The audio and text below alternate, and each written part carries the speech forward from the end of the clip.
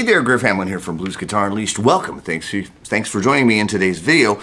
What we're going to talk about today is kind of what I like to call unraveling the pentatonic boxes, or if you want to look at it as we're going to take what would normally be 5 shapes and really just turn them into one that is going to repeat. Now, that sounds really cool and it sounds really awesome, and what I ought to say is you only have to know this one shape and blah blah blah, and all that's baloney, and you probably know that by now.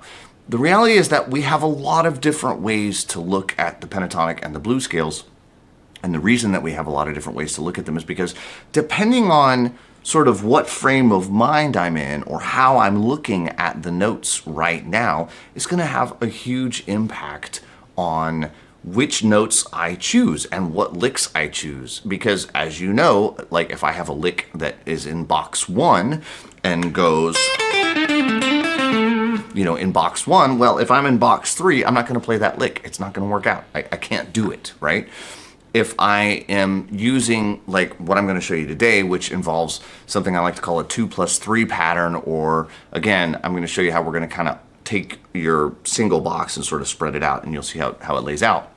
But I'm going to choose different notes. I'm going to choose different sounds. I'm going to choose different licks. So the goal is to have a lot of different ways to look at your fretboard. So if you're already familiar with the boxes, this is going to be a great add-on. If you're not maybe all that great at the boxes, or maybe you don't know your boxes at all yet, that's okay. You can still use this. It's still a great way to solo, and it's a great way to find notes. So let's just jump into it.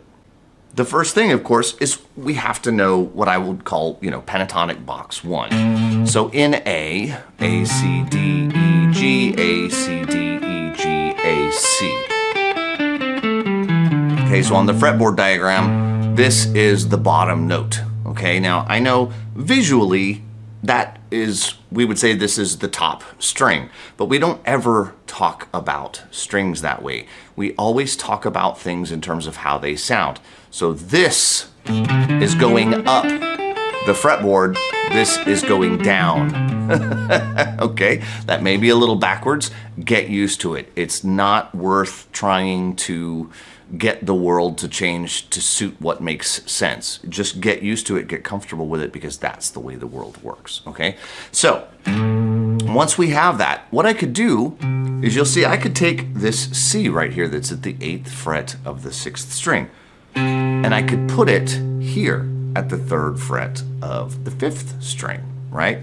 So now, instead of reaching over to here, I would start with my 3rd finger and go to here, and then here, and then I'd kind of have to move up, and then the rest of it would be the same. Now, if you followed me for any amount of time and you've learned any licks that get this low on the fretboard, you'll see that this is actually a really common thing. Because now that I'm here, it's kind of like I'm in box 5. And you don't have to know that, but what I'm going to do is I'm going to go ahead and add one more note, that one down there, because I can reach it, right? Now that I'm starting here with my 3rd finger, I can reach that flatted 7th, that G, so I might as well use it.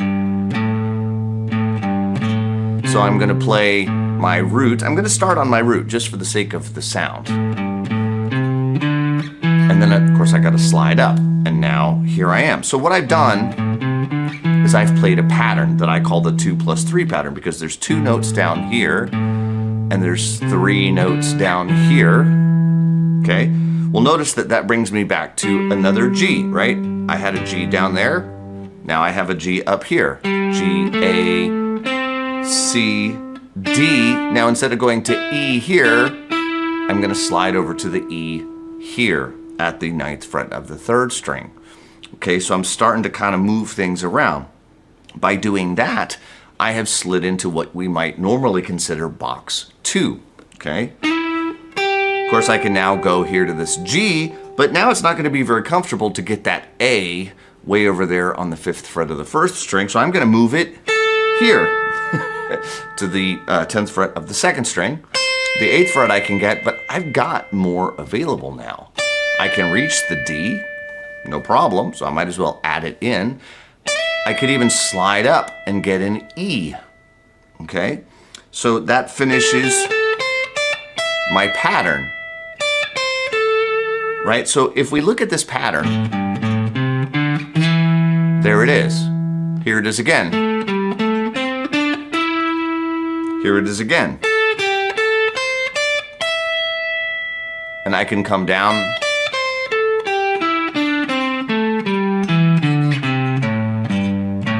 or I can go up.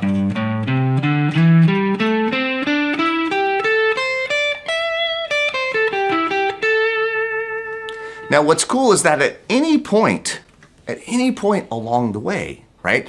Think of this, I don't know if you ever rode the subway, but when I was a kid in Framingham, Massachusetts, we used to ride the subway into Boston and go to like, Newbury Comics or whatever, like go down downtown crossing and mess around in Faneuil Hall and all that stuff. So I took the subway a lot to get around town. Well, the cool thing about the subway train is, of course, at any point you can get off, right? So if you think of it that way, if you think of this whole pattern or this whole system that way, I can get off at any point. So I could get off here in box 5, right, and continue down there. I could get off here in box 1, or I could get off here in box 2, or I could even take it all the way to the end of the line, and that's box 3. So you see how it's going to, really, interweave. Your boxes are all still there. You just got to sort of pay attention, okay? Now, what is also particularly cool about this is that that pattern doesn't change, right? So let's say we wanted to use this A here at the 12th fret of the 5th string, okay? Nothing really changes. If I take box 1, and I move it up an octave, I can get most of it. This is called box 4. And it has a couple of notes below it, of course, because I can reach them now. So again, I can move that C to here, I can move that G to here, and I've got my shape back. I can do it again. I can move that E to here, and then I've got a G and an A at least. So I can't finish the pattern.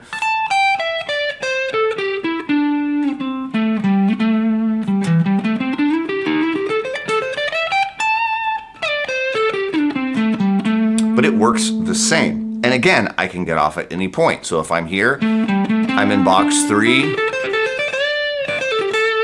If I want to go up here,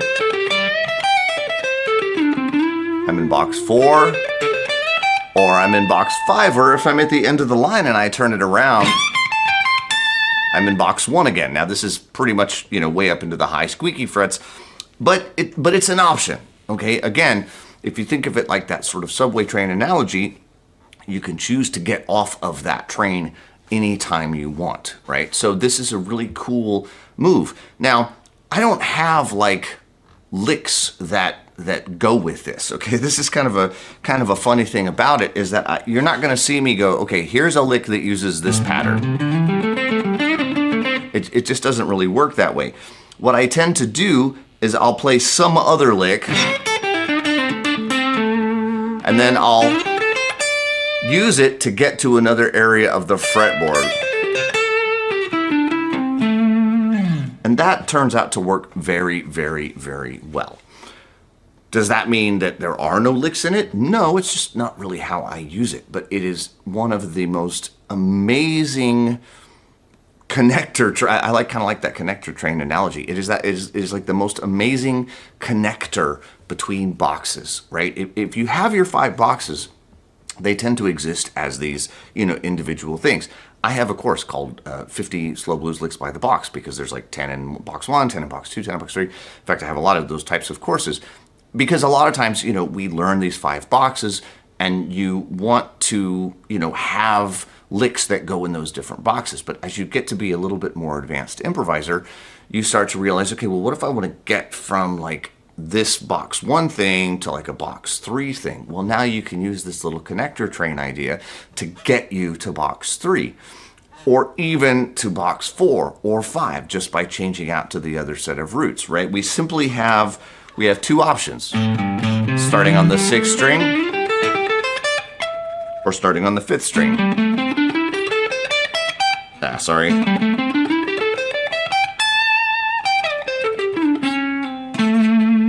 The frets are small.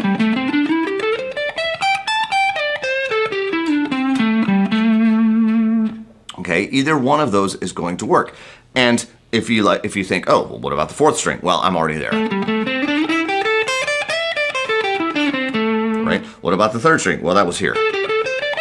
Right? So it's really only the 6th and the 5th string that I have to worry about. Those are the only 2 options.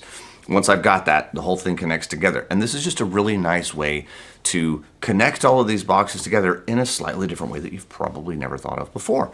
If you have, hey, good for you. But if not, it's a really cool idea. And you don't have to, again, there's not a ton of licks or anything, so you can just sort of mess around.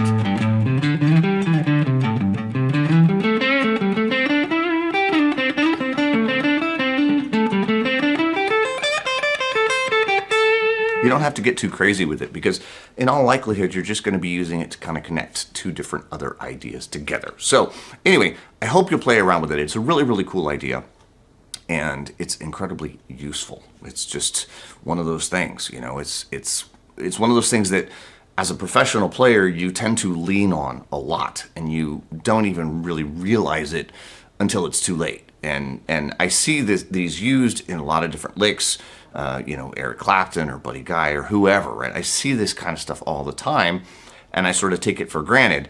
But if you don't know it, it's going to be a brand new thing for you, and in which case it's going to take a little bit of time. So please take a little bit of time just playing around with that pattern over a jam track. Just listen to what it does, and then start to bring in some of your other licks. Get off that train in box 1, try a box 1 lick, or get off that train in box 2 and try a box 2 lick, or get off that train in box 3, etc., etc., etc. Okay, so it's going to wrap it up for me today. Hope you dig the lesson. As always, if you have blues guitar playing friends, please share it with them. If you do not get my emails, you may want to sign up for that. I'll try and leave a link near this. I know a lot of people follow me like on YouTube or Facebook or whatever, but the reality is I send out an email pretty much every day. I send out a blues lesson pretty much every day. So if you're not getting my emails, you're actually missing out on most of what I do. So I will leave a link near this. You can check that out. And I look forward to talking to you soon. I'm Griff Hamlin from Blues Guitar Unleashed. Take care. Bye-bye.